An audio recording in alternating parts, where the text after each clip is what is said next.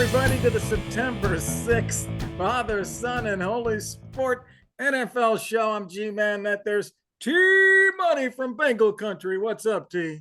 What's going on, G? It's finally here. It is the first week of NFL. This is great. We got the Thursday night game coming up, Lions Chiefs. We got a whole slate this weekend. I'm just excited that it's finally here. Yeah, these are the tightest division races in years. If you look back, there's no division betting favorite 200 or higher, minus 200 or higher. This is the first time since 2004 that has happened. Tight races this year, division by division. That's crazy. That's exciting football, but also scares the hell out of me as a gambler. Oh, yeah. Well, we got that going on, but the Big Bet Show is back. We got your picks for this week. And we got your fantasy managers, got a daily fantasy lineup for you, some hot and cold picks for you to get out of your lineups. We got it all for you today, man. Right, T? Oh, yeah. So much to get through. Excited to be back. A full show, betting, fantasy, and the news. Well, thank you for that. That's great. Hey, y'all, do us a favor and press that like and subscribe. We appreciate your support. And a quick shout out to Blue Tees Golf. Go to blueteesgolf.com and find affordable, high-quality golf products that can help you pick up your golf game. You know you need to do that. Enter coupon code FSHS. Get 10% discount on your order.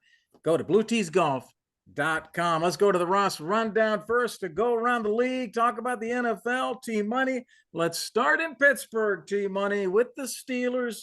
Do you think Kenny Pickett takes a big leap this year? Yes, I do think Kenny Pickett takes a leap this year. I'm not saying gigantic. I don't think this guy's going to be a world breaker, but this roster is really, really good, right? I love George Pickens. I think he's going to take another step. That's who I'm relying on in the offense. Deontay Johnson is just wildly underrated as a receiver to begin with. They're trying to address their offensive line issues through the draft and free agency, so they're trying to build that back up. That offense could be pretty impressive with Najee Harris back there, those receivers, and if Kenny Pickett is more comfortable in the system and does look a little bit better, that offense doesn't have to be a world beater because, man, oh man, is that defense so good. They have TJ Watt, who was out for a lot of the season last year, and they still managed to be above 500. This is going to be a sneaky good team this year. And so, yeah, I would be nervous if I was everyone else in the AFC North particularly, because they're not going to go quietly. I mean, this could be a playoff team. I'm just saying this.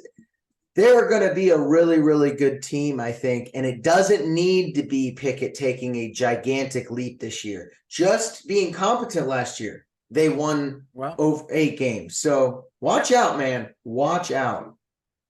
Okay. Well, neither of us picked Pittsburgh to make the playoffs, so we're not that high on them. But I agree with what you said. I like your sentiment. That defense is amazing. And last year, TJ Watt, Witherspoon, and Mika Fitzpatrick, they missed games, multiple games. So they were all out. They come back. This team's more healthy. Patrick Peterson's now on the team. They drafted Joey Porter Jr., and so that defense is going to be one of the best. But in terms of Pickett, I think they'll move the ball. But are they going to outscore Cincinnati? No. Are they going to outscore Baltimore? No, probably not. I'm not saying they can't beat them, but if they win, it's going to be 17-16. I think they'll move the ball. But it's a grinded out kind of offense with that great defense, I think. Yeah, exactly. I don't think Kenny Pickett's going to go out there and look like Patrick Mahomes. Hell, he probably won't even look like Jared Goff. But that team and roster is so good around him. This reminds me a lot of the San Francisco 49ers. Just don't make some mistakes. Get it to your playmakers. That defense is going to be stout. And you have solid coaching with Mike Tomlin. And so, yeah, Pickett should get better. This is every year with rookies. The second year is where they take the big leap and show whether or not they can be an NFL starting quarterback. So if you like Pickett, you should expect him to take a big leap. And so, yeah, I expect him to take a big leap, not into being a world beater, but into being a competent starting NFL quarterback and not look like a rookie. And that puts them into dangerous territory where they could make some waves and make the playoffs and crush some dreams of a lot better and favored teams in the AFC. They got San Fran coming into town this Sunday at 1, and San Fran is favored by 2.5 right now, but it's one of the lowest point totals of the weekend. Kind of supports our defense point and this grinded out offense. 41 points on the over-under. Implied score of 22-19 win for the 49ers. So that's coming up Sunday. Yeah, gonna be a wild year with the AFC North, man. That division is stacked. I personally think that's the hardest division. I know everyone's talking about the AFC East and the AFC West, but no, I think they have the hardest division of football. So going to be very, very interesting. Let's transition over to the Miami Dolphins, though. All right. I want to get your opinion here on, do you expect Tua to make it through this entire season healthy? Well, I want him to, and I love watching Tua play, but the odds say no, he will not. Do you know he has not played a full season of football since 2018 at Alabama? 2018. Since entering the NFL, he's had a high ankle sprain, a thumb sprain, a chest rib fracture, and a finger fracture. And last year, 2 concussions, carried out on a stretcher on one of them, and he almost retired from the game. All of that has happened to him. That's why he does not have the odds of making it through this again. Yeah. And here's the other reason I'm concerned is that the defenses that they play. In 17 games this year, the Dolphins will face 13 defenses that rank in the top half of the NFL in passing yards allowed, and 10 defenses that rank in the top 10 in quarterback sack percentage. So, yes, I'm concerned. I don't think he has the odds of making it through the season. Yeah, I'm nervous, to say the least. I have him in multiple fantasy leagues, so trust me, people, I'm really hoping this guy stays healthy this year. Okay. But I actually think this guy's going to stay healthy. I don't think he's going to have a concussion all year. I don't think it's about him learning how to fall when he's taking a sack. I think it's a bunch of bullcrap. He put on some weight, which is great, all right? That helps. There's a reason Tom Brady, Big Ben, all these guys are not jacked. They're not ripped. They need a little pudginess, a little muffin top to help them absorb some hits, right? They need to be pliable, not ripped. And so I put on some weight. I think that the offensive line is going to be improved. They're going to lean on this run game. I think, if anything, Tua is going to get like a twisted ankle from learning how to fall awkwardly while taking sacks and trying to like twist out of things. I expect something like that. I actually think he's going to go through the year concussion free, and this is going to be a dangerous Dolphins team if so. I truly think they're Super Bowl contenders when healthy. Okay, well, that's big T money. I don't have them in the playoffs. So I didn't pick them to make the playoffs, so I do not see that happening. Dolphins go on the road for 3 of their first 4 games this year. He goes up against Herbert this week. Remember, the 2020 draft was the Dolphins taking Tua, number 5 overall. They skipped on Herbert. Herbert went next. And Burrow was number 1 that year. So very interesting. Tua versus Herbert, the 2020 draft guys. This week, we got Miami getting 3 on the road going into the Chargers. Looks like Herbert is the favorite. T-Money, let's move on. Let's go to the Jags. The Jags have been really steamrolling here the last, 6 games of last year. A lot of people are high on them to win this division. What do you think? Do you believe the Jags are title contenders this year? Yes, I do believe that they are title contenders this year. Okay. All right. Mainly due to the fact that they are in the worst division in football, probably, other than the NFC South, but especially in the AFC, where they might get 6 easy wins right away. They're Tennessee, Houston, and Indianapolis are going to be bottom-level teams. And so they're going to win this division pretty easily. Winning the division gets you home field in that first playoff game, and that's important. And just because of that, they will now be in the race for the 1 seed. All right. That's going to be big as well. If they could end up with the 1 seed and get a bye and host an AFC championship game, those are all advantages over quarterbacks like Josh Allen and Patrick Mahomes and Justin Herbert, who they beat last year. Trevor Lawrence has shown he can play in the playoffs. He won a playoff game. He's get another year in Doug Peterson's system. You know who I actually think this comes down to is Calvin Ridley. How impactful will this guy be?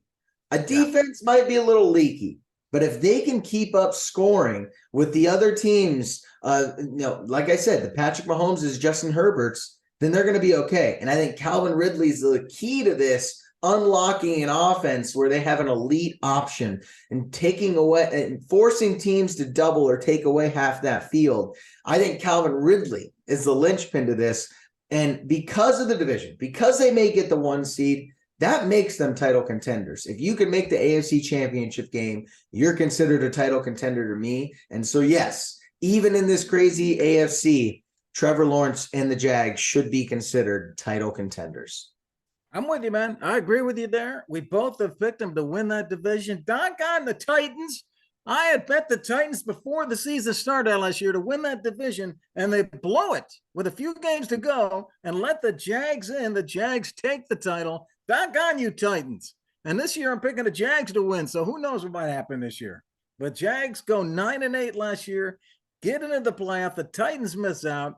They end up with a 31-30 win against the Chargers in that famous come from behind win that almost got the Chargers coach fired.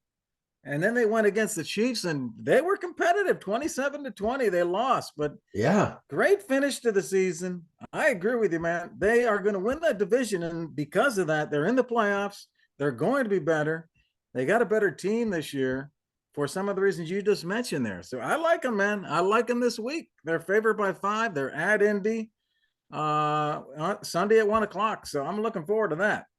Yeah, I like it too, G-Man. I'm excited for them this year. I think that Trevor Lawrence is only ascending. So this is going to be a great team to watch these next few years in that crowded AFC. Let's move to my Bengals here. All right. Looking out at their stadium and the practice field here. Joe Burrow is out there practicing.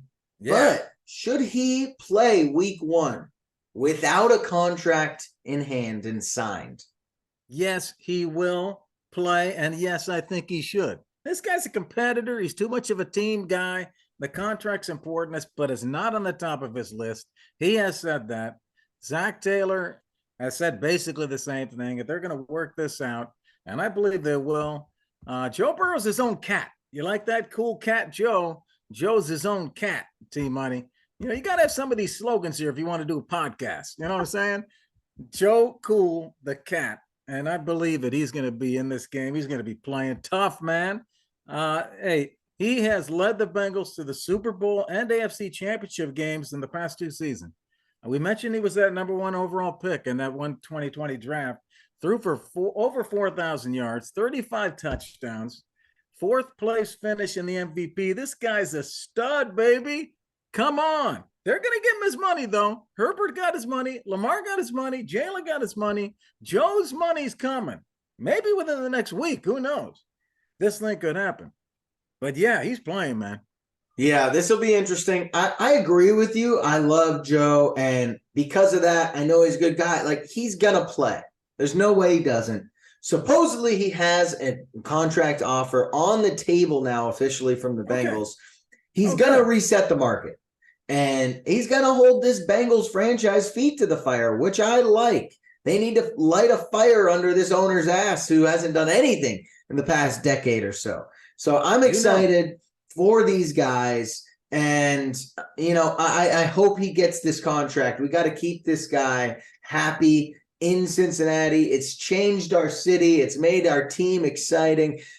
Come on, Bengals. Make the smart move here. Don't upset this guy. You know you're going to have to reset the market. So just freaking do it. Yeah, just well, you know the Cincinnati market. You're a Cincinnati fan, so I know what you know what you're talking about here with Joe. Joe with B, baby. Let's lock it in this week. Big battle versus the Browns. They're at the Browns. Bengals are favored by 2.5, but the Browns have seemingly had their number. Can the Bengals get over the hump here with the Browns? T-Money, let's move on to the next one here. Let's talk about picks here for a second, a little bit different angle there. Everyone's making picks for the Super Bowls.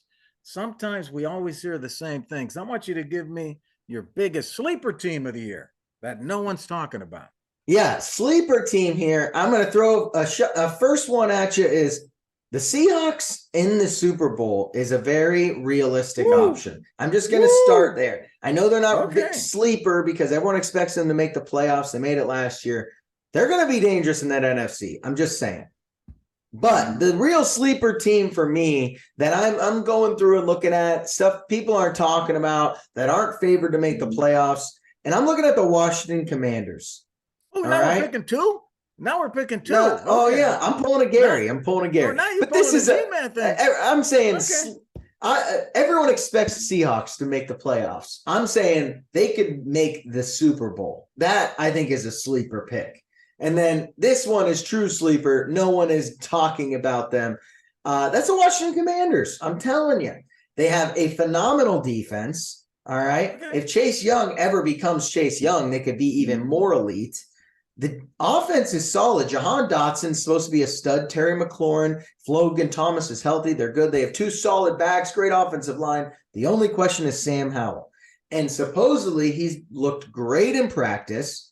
And last year, with horrible quarterback play, they were 8-1. They were a 500 team in the NFC, where I expect them to have, they could easily make the playoffs again if Sam Howell is a good quarterback. And don't forget, if this guy had come out after his junior year, he easily would have been a top 10 pick. He slid because he went back for his senior season, and the team was worse. And that's why he fell in the draft. So I expect this team to actually make the playoffs. It's the 12th worst odds in the NFC to make the playoffs. Plus 300 to make the playoffs. So you can get some good money there. That's a good bet. And I think it's a good bet. And I just think they're a sleeper. They're a sleeping giant. They have potential to really shake this thing up, I think. Yeah, I got three teams going out of that NFC. Oh, so I get two. You're gonna give me three. No. Well, hear me out. I've got three teams going to the playoffs from that NFC East: the Eagles, the Cowboys, and the Giants. So I don't see any way Washington gets in. There's not going to be four teams from that division. I don't agree with Washington there, but I do like your Seattle pick. We both picked Seattle to make the playoffs as a wild card. I think they could be a surprise team, could be the sleeper. I'll give you a better sleeper, though, man. I'm going with the Saints. Come on. The Saints, everybody's picked. We both picked them to win the NFC South, but nobody's talking about this team. When everybody makes their predictions, oh, yeah, Saints will win the South. No one ever talks about them after that. This team has the easiest schedule in the NFL. There's a good chance they come out with a very good record here when they win this division. They have the best defense in the conference. Tyrann Mathieu, Demario Davis, Lattimore, Cam Jordan. They got a great defense. The offense is going to be better with Derek Carr and Michael Thomas back. I picked them to win the division. I picked them to make the playoffs. They could sneak in to a championship game. Okay. Yeah. Hey, Derek Carr, he's a solid starter in the NFC. He's one of the best quarterbacks. He might be like the fourth best quarterback in the NFC. So I can see that there. And they could be a good sleeper team. I like it, G. I like it, G. Just hate the head coach. That's my only problem. No one's talking about him. Yeah, I know you don't. No one's talking about him. Hey, let's shift gears here. Let's move on and try to get some cash going here for everyone with our big bet segment. Big bets for the NFL games. We're going to give you our best pick of the week. We call that our lock of the week. We're going to give you our dog lock, which is our best underdog play and someone who might win the game outright. Okay. And G-Man's averaging 61% against the spread the last 3 years. How is the Bear getting this job at Fox Sports? G-Man, I don't got a call. I'm just looking at my text messages. I don't see any call. But the Bear can't even pick 50% against the spread. G-Man's over 60%. What's going on here, Tim Money? I don't know, G-Man. You should be up there talking every morning. This is ridiculous, man. Hey, let's move on to our lock pick of the week, T-Money. Who's your lock? Lock pick of the week here. I think they can win this outright, but they're still a little scary, the team they're playing. The Eagles are going to the Patriots. All right. +4, and the Patriots are at home. Bill Belichick is always phenomenal on defense. I think that this is going to be a close, low-scoring game. There's still going to be a Super Bowl hangover. The Patriots finally have a competent offensive coordinator, and I think that everyone's really high on these Eagles and a little too low now on the Patriots. This is going to be a decent team. The Patriots, with a defensive coordinator calling plays, was an 8-win team last year. Watch out for these two regressing You're going to the with means. the dog for the lock.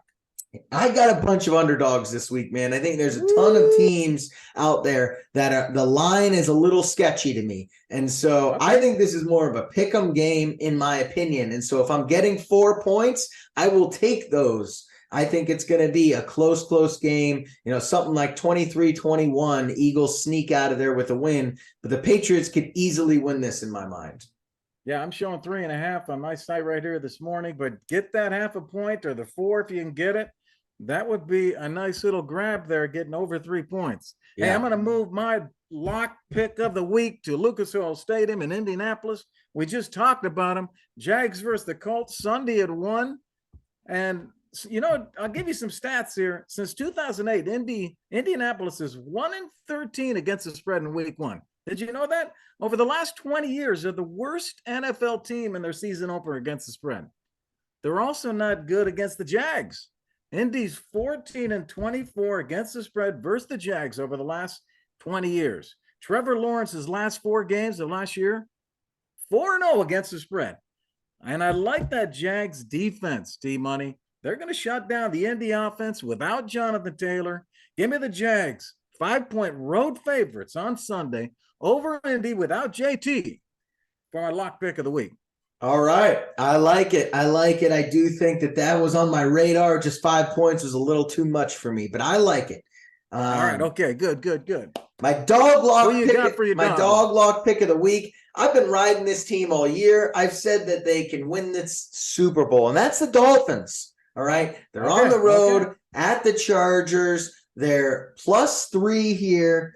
I think they play their A game and the Chargers play their A game. The Dolphins come out on top. And I think the Dolphins can win this thing outright. I think they should win this thing outright. Everyone's down on the Dolphins only because Tua is injured. It's week 1. He's not injured.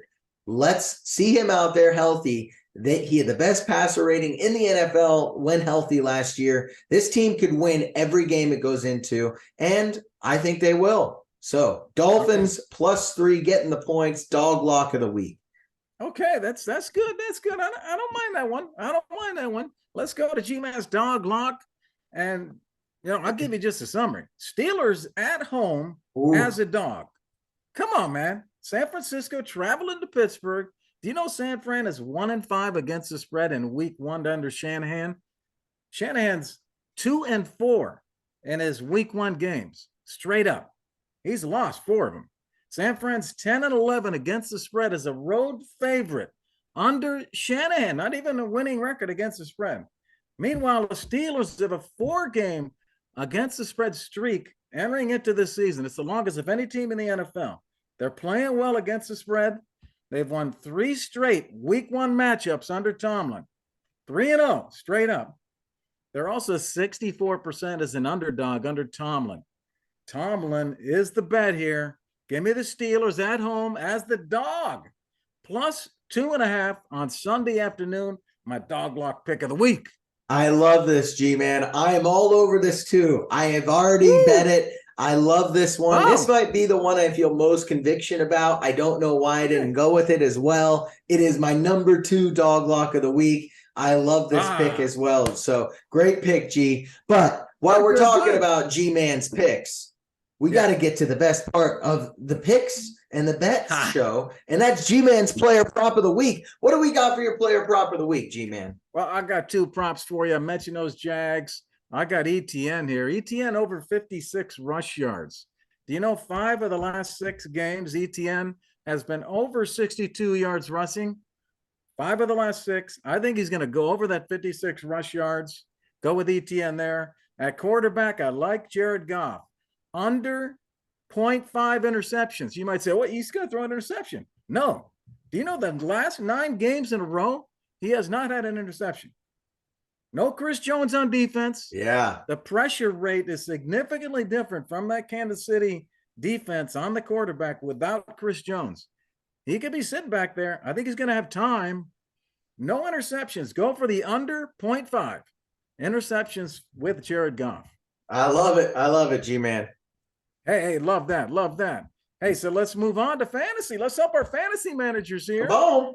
Let's talk about fantasy. Let's give you some DFS, daily fantasy lineups for week 1. Keep in mind, we're recording on Wednesday, so a lot can change by Sunday. Let's kick it off with Hot and Cold, our favorite hot and cold show for the fantasy. G-Man is going to give you the hot. I try to find players who are borderline starters that I think are going to have a big weekend. Players who might be cheaper DFS plays. You can snap them into your DFS lineup. T-Money's giving you cold starters that you want to put on your bench. They're going to break your heart if you don't. I keep telling you all that. And T-Money hits on his cold pick, so watch out. Let's go to the hot first. At quarterback this week, I'll kick it off, T-Money. I'm going back to the guy I just told you about on the player prop, Jared Goff versus Kansas City Thursday night. I like Goff here as a hot player. He also has contract issues that he has to play for this year, T-Money. He needs a good year. He's got $26 million in non-guaranteed compensation for 2024. So this needs to be a big year for him, or it could be the end for him. So they're playing Kansas City. 2 teams that finished in the top 5 in scoring last year. I think there's going to be scoring in this game. No Chris Jones for Kansas City. If you're playing DFS, Goff's only $6,000 on DraftKings. Mahomes, $8,100. So really good value here. Goff at $6,000. Jared Goff is my start, my upside quarterback pick of the week. All right. I like it, G. I like it. Let's see what my cold pick of the week is here. We already talked about this game, and I think it is going to be a rough one for him. Anthony Richardson. Everyone's high on this guy. Going into this year. For one, I prefer to stay away from rookies in general in fantasy at the quarterback position. They're just always going to struggle that first year. All right. The only way this guy has a chance this year is because of rushing touchdowns. And I just think this is going to be a whooping. He's projected for 16.7 right now, which I think is way, way too high. There's a lot of guys around him, like Justin Herbert's only projected 16.9. I'd rather have Stafford and Rodgers, Jared Goff, like you mentioned. I think all these guys are going to have way better games than Anthony Richardson without Jonathan Taylor. The Jags defense is really good. Unless this guy scores 2 touchdowns with his feet, I don't see how he gets to this projection. I am a wait and see guy 100% on this quarterback right here for the rest of the year. So we will see what Anthony Richardson looks like at the end of the year. But this first game is not going to be a good one. He's my cold quarterback of the week. Yeah, I'm with you on that. As you know, I like the Jags pick. I think the Jags defense is going to have a game, and I agree with you right there. This could be a really lopsided game. It could be 30-7, something like that. This could be a really strong defensive effort against Richardson. Good call there. Hey, let's go on to the running backs, hot and cold. I'll give you the hot first. I'm going A.J. Dillon here, T-Money, playing at the Bears Sunday at 425. I think Dillon's the better value than Aaron Jones. I'm not saying Aaron Jones is going to have a bad game. I just think Dillon is the better play here. They should be able to run the ball here in this game against the Bears. Listen to this. From week 9 onward last year, Dillon out-carried Aaron Jones inside the 10-yard line, 14-5. Wasn't even close. They scored the same amount of fantasy points from week 11 to week 17, and Dillon scored 6 rushing touchdowns. So I'd like Dillon here. If you're playing DFS, A.J. Dillon's a steal. Is going for $5,200 on DraftKings. Aaron Jones is $6,300. So you're paying another $1,100 to get Jones, when I think Dillon will probably outscore him. Go with A.J. Dillon. He's the start, my upside running back, hot pick of the week. All right. Very interesting. Love the stats, G. My cold running back of the week is Javonte Williams. Running back Wow. for Denver is projected Yeah. 11.5 fantasy points versus the Raiders. Now, look, everyone's going to run on the Raiders. Everyone's going to score on the Raiders. I think this is going to be a little bit more of a Russell Wilson focused game because of how bad that secondary is for the Raiders. I think Sean Payton's going to try to get Russell going, knowing he's got a little leeway. And we all got to remember, even though Javante's playing in the preseason games and sounding great, they're going to ease this guy back in. He just tore his ACL, I think his MCL and his PCL. Yeah. Just a total knee reconstruction. So he's going to be coming back slow. So not only is he going to not be 100%, they're going to bring him back. This is a Samaje Perine game all day. And I would just rather have guys like Brandon Cooks, Sky Moore, Christian Kirk, Drake London around that same projection with a little bit higher of a ceiling, who are all 1A, 1B, or the top guy like Drake London on his team, where Javonte, as I said, coming off an injury and probably not going to lead the team in snaps for running back. So he's going to be my cold running back of the week. Again, need to see it from him before I trust him as a starter full-time. But by the end of the year, if this guy's healthy, could be a league winner. Hey, agree with everything you said there, man. I like all your points too. Excellent. Let's go to wide receiver. Wrap it up here with our week one, hot and cold. I'm going with a hot receiver week one. How about Chris Godwin for Tampa versus the Vikings on Sunday at 1? We all know Godwin, what he can do. And if Baker gets hot, this should be an excellent duo. Godwin caught 4 of 4 targets and a touchdown in his last preseason game against the Ravens. He got 4 of the 6 targets from Mayfield. I think this is shaping up as a combination here, the two of them. I think the Bucks will be playing from behind in this one.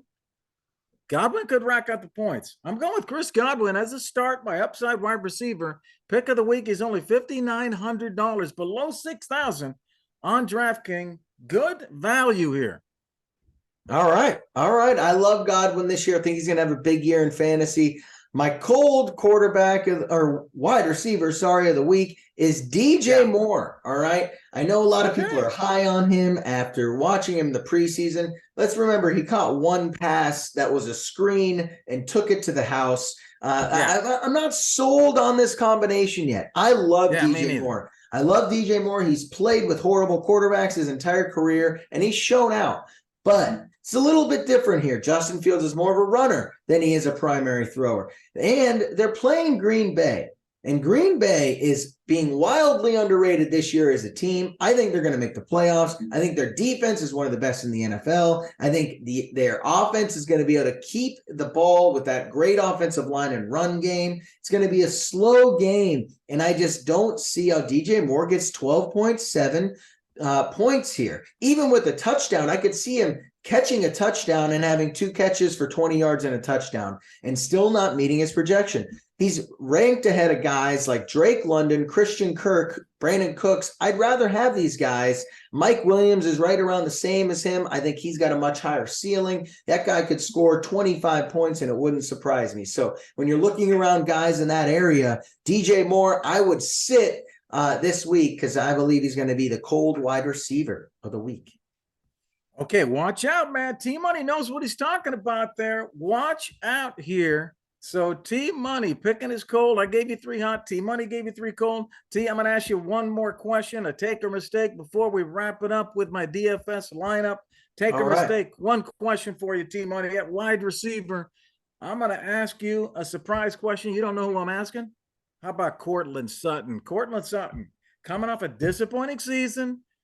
When you look at the deeper metrics on him, the problem just wasn't him. Do you know he was 11th in deep targets and 22nd in the NFL in red zone targets? So the targets were coming, but only 72% of those targets were catchable. That was the issue, T-Money, or a big part of the issue. Can fantasy managers count on Sutton to deliver? Under coach Sean Payton's direction with all the receiver injuries, will he emerge versus that Raiders defense in week one? T-Money, is Courtland a take this week as a must start, or would that be a mistake? Yeah, I'm going to go with a take on this one. Like you said, Oh, okay.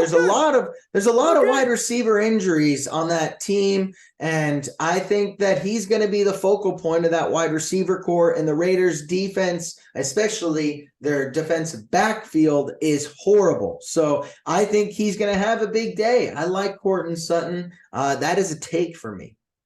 Okay, that's great. And he's a great value on DraftKings. And I could pop him in this lineup. I'm going to tell you in a second. $5,200 on DraftKings for Courtland Sutton. So keep that name out there too. T Money likes him. I like him.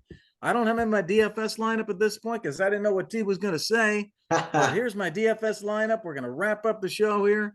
I'm going to start off with Jared Goff at the quarterback. I told you some reasons why during the show. I'm going to pair him up with Amon St. Brown. Amon St. Brown, one of the best receivers coming into this week. He should be one of the top 5 receivers when we get done with the weekend. I was able to get him because I saved some money on some of the other picks that I gave you earlier in the hot takes. I also was able to get Tony Pollard in. Okay, so I got Tony Pollard. I got Amon St. Brown, 2 big stars for this week coming up with Travis Etienne at the running back. I added A.J. Dillon for a great value there at the running back. And my receivers, Chris Godwin, along with Amon St. Brown. I was able to put Randall Cobb in there. You think Randall Cobb might be a surprise? He's only $3,300, but I thought Aaron Rodgers might throw in the ball a few times. I got Njoku with the tight end. Cleveland's played well against Cincy. Put in Njoku there for $4,200. Got the Jags DST for my defense. There you go. There's the DFS lineup from G-Man for this week. I love it. All right, I love it. You like that one? Okay. And Courtland Sutton, too, could fit in there, too. Check that out, too. Hey, that's it for today's show. We hope you had fun and got some tips to help you win in week 1 of the NFL. Make sure you look for all of our segments where you consume your content at Father, Son, and Holy Sport. Look for us on behalf of Team Money. I'm G-Man. Enjoy week 1 of the NFL. All right. Peace.